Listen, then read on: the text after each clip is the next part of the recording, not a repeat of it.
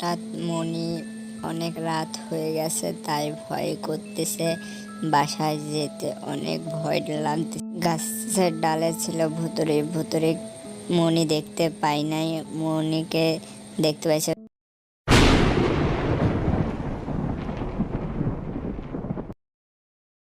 ভুতুড়ে বলে, হ্যাঁ বাছাধন কই যাবা, দাঁড়াও আমি দেখতেছি।